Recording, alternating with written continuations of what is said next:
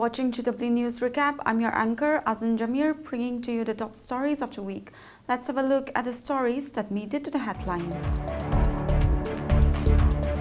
The Election Commission of India has ordered special summary revision of photo electoral rolls with reference to January 1st, 2026 as the qualifying date for 28 Koridang Assembly constituency where by-election is due. The Nagaland Police has scheduled the physical and medical standards test for constable recruitment from January 7 to 13 and has issued a list of mandatory documents that candidates must produce during the recruitment rallies. As the situation in Assam's trouble-torn Karbi Anglong and West Karbi Anglong districts showed signs of stabilizing, police on December 27 said that as many as 173 security personnel were injured during the violence earlier this week in which two civilians lost their lives. Another Hindu man has been beaten to death in Bangladesh days after Tipu Chandra Das was lynched and his body was set ablaze. And now the news in details. Election Commission of India has ordered special summary revision of photo electoral rolls with reference to January 1st, 2026 as the qualifying date for 28 Koridang Assembly constituency where by-election is due. The by-election has been necessitated following the demise of sitting MLA Imkong L. Imchen on November 11, 2025. Nagaland Legislative Assembly has already declared as vacant the 28 Koridang Assembly constituency seat with effect from November 12, 2025. In a press release, Chief Electoral Officer Nagaland informed that as per the schedule of activities, rationalization of polling stations would be done by December 29, 2025. Publication of integrated draft electoral roll on January 3, 2026. Period for filing claims and objections from January 3 to 24, disposal of claims and objections by February 7, and final publication of electoral roll on February 14. CEO informed that electors or applicants can file any of the following forms: Form 6 for new voter, Form 6A for inclusion of name and an overseas elector, Form 7 for objection of proposed inclusion or deletion of name, and Form 8 for shifting of residence or correction of entries in existing electoral rolls or replacement of EPIC or marking of PWT with the concerned booth level officer or with the AERO and ARO. It also informed that applicant can voluntarily furnish his or her Aadhaar number in Form 6 and Form 8. CEO stated that forms were available for download in ECI and CEO's website. The Nagaland Police has scheduled the physical and medical standards test for constable recruitment from January 7 to 13 and has issued a list of mandatory documents that candidates must produce during the recruitment rallies. The recruitment is being conducted for 1,176 posts of constable under the police department.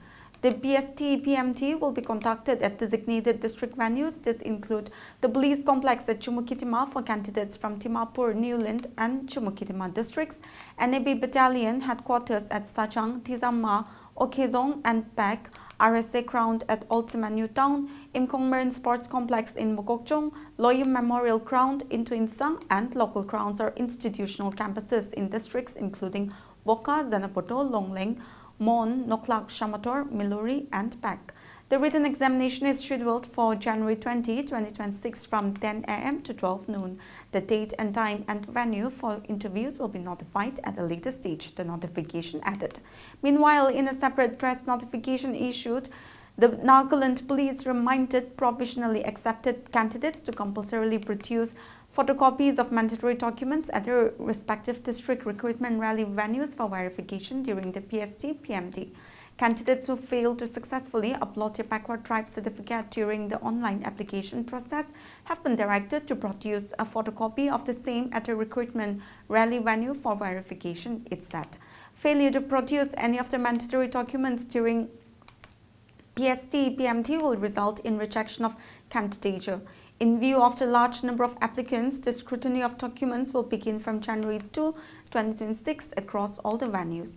Admit cards can be downloaded from the Nagaland Police recruitment portal and are mandatory for entry to the recruitment venues.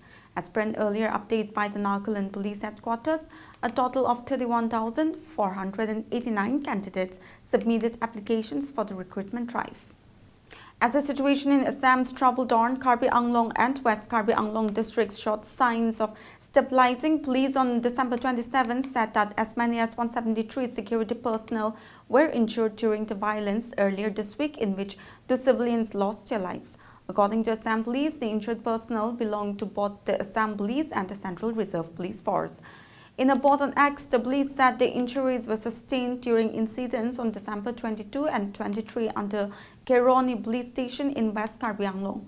Of the injured, 139 personnel were administered first aid on the spot, while 33 were referred to various hospitals for further treatment.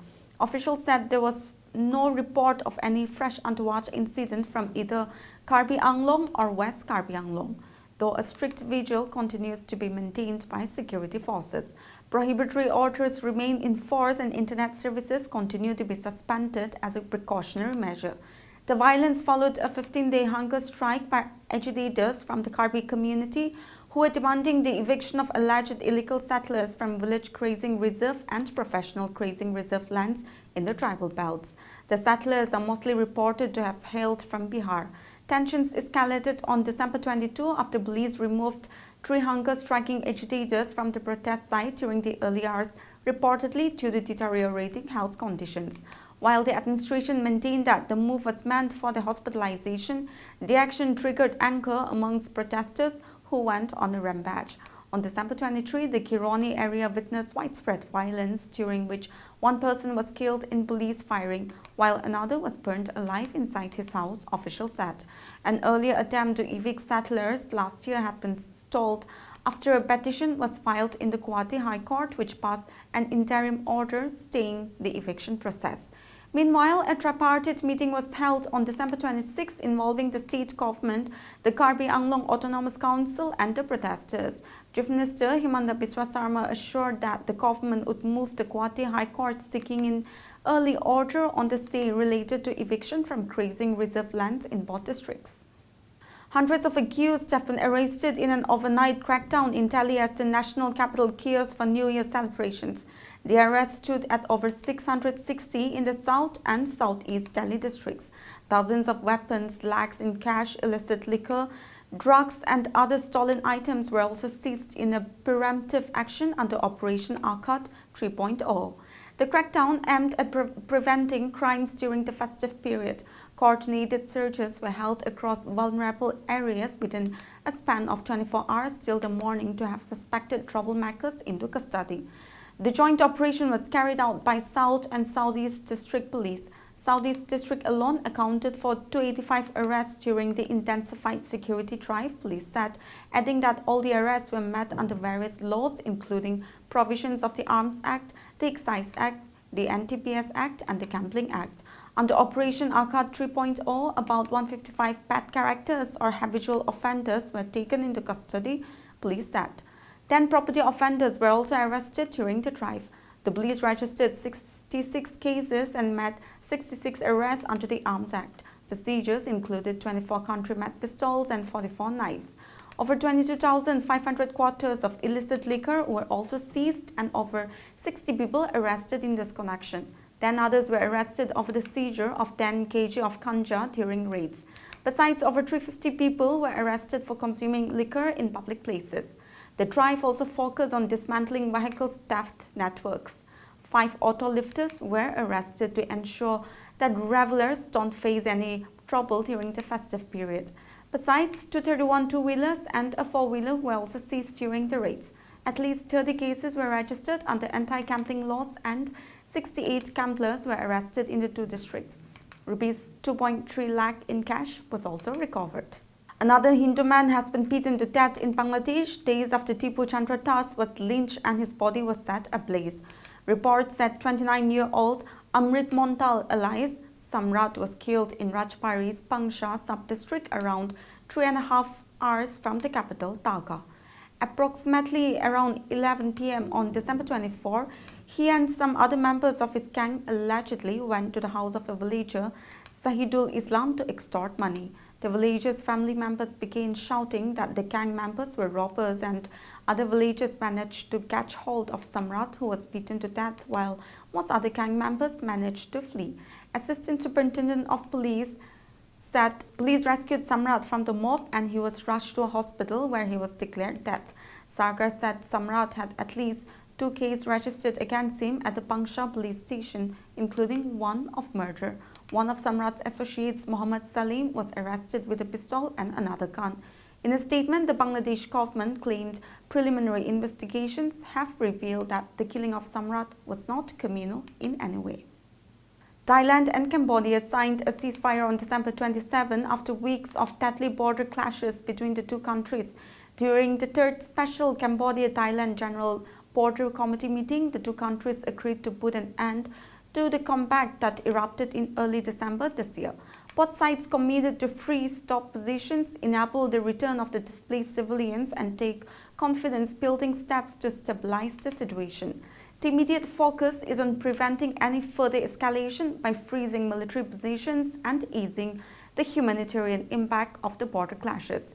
A joint statement by Cambodia and Thailand said that both sides agreed to maintain the current troop deployments without further movement and allow civilians living in affected border areas to return to their homes. Hours after both countries held ceasefire talks, Cambodia reported that Thailand struck a site in the country's northwest. F-16 firefighter jets were reportedly used in the airstrike on Saturday, as per the Cambodian Defense Ministry. 4 bombs targeting Seri Saupahon in the Pentim Manjil province were dropped on Saturday morning. The airstrike comes after December 26 bombing, when the Thai Air Force dropped 40 bombs on a target in the Chokche village in the same province. Well, viewers, that's it for this week's news recap, and for more news like this, you stay connected to Global Window. Goodbye.